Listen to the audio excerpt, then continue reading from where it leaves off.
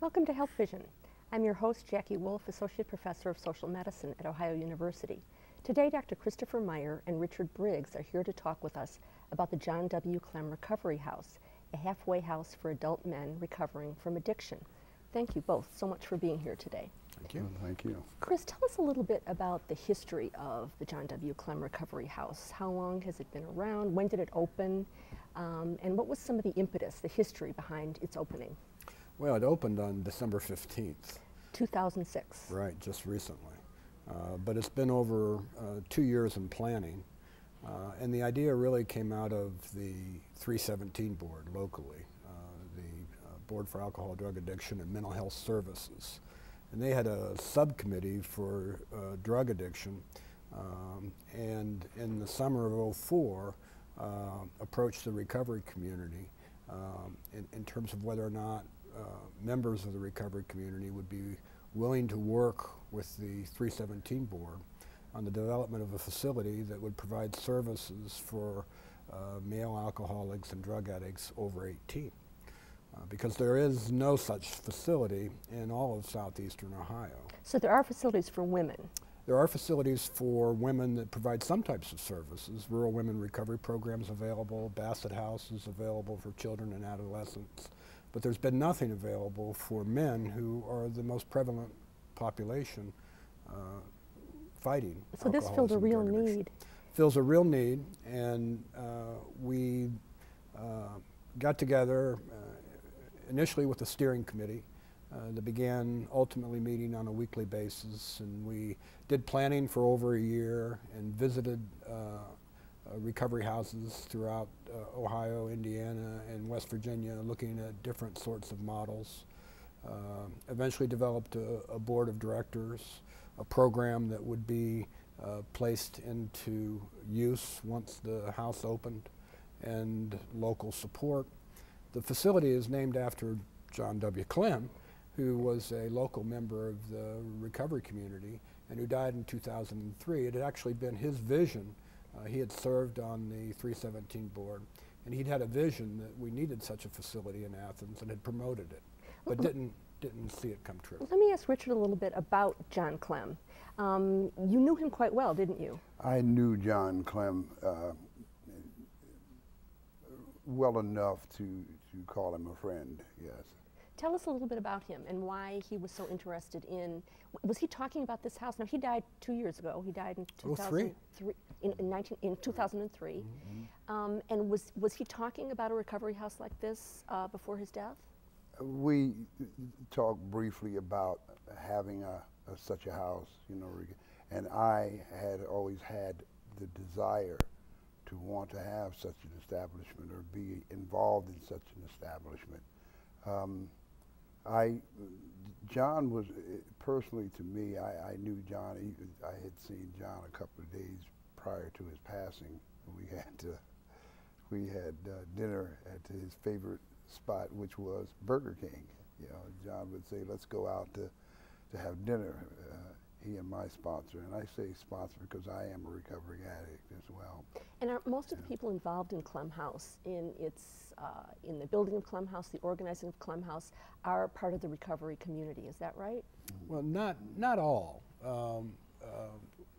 We have a board of directors, and there is a requirement that a percentage of those people be in recovery to provide that sort of expertise that one only gets if you're an alcoholic and an addict.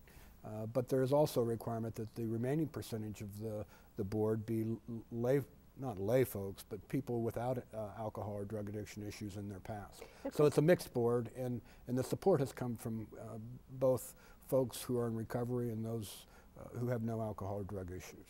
Chris, you were saying before that there are different models. You had looked at many different models of recovery houses, halfway houses, when you were thinking about the design of Clem House. What made you choose one model over another? Well, money and financial support. Which is a consideration with any organization. Right. For bona fide halfway houses that are part of the National Registry, they're licensed and they have to have certain staff requirements that can be quite arduous. And usually you might have an executive director, a house manager, a social worker, a psychologist, and all of that type on staff. And those facilities are more treatment centers. The Clem House is not a treatment center. We are a house where men can come who are struggling to deal with issues of alcoholism and drug addiction, receive the support of people in the recovery community, receive Richard's support as house manager, and actually, most importantly, receive the support of other men who are struggling to put down alcohol and put down drugs, which is a powerful force. Richard, you're the house manager. Right. Tell us what a house manager does in a recovery house. Well, in a recovery house, this recovery house, I do intake. You know, a client comes in and wants to know about the program. We have what is known as a fact sheet. And how does someone come into the program? well, you can call and say and state your problem, and I can determine whether you're suitable for the Clem House.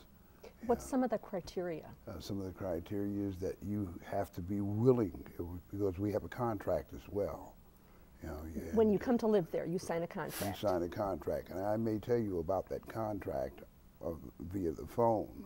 You know, if somebody who is wanting a family member or a friend to come there, they don't have all of the facts. All they know is that there is a John Clem Recovery House.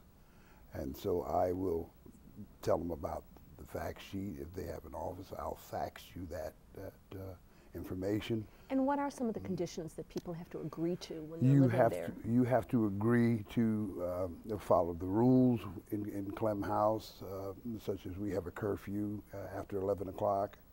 You need, well, before 11 o'clock, you need to be at that facility. The door is closed. You're not open. If you're not working, you have to work also. That's another condition. Yeah, that's you right. must be working. You need to work. You have to work. Do you have to pay to live there? Yes, you do. That's another condition. Right. But what if someone doesn't pay, skips a week or skips a month? We're pretty flexible on that, because after all, some of these people are not as well educated. Right now we're having a problem with some people who don't even have a GED, you know, and they're limited in what they can do. And so because of the season, because of the area, jobs are not as plentiful as we would like, you know. I would assume it goes without saying that. To answer your question, if someone doesn't pay, we would suggest that they go to family job and health services and get a voucher. So you advise them then Right. in how to get I work? would. I would, yes. Mm-hmm.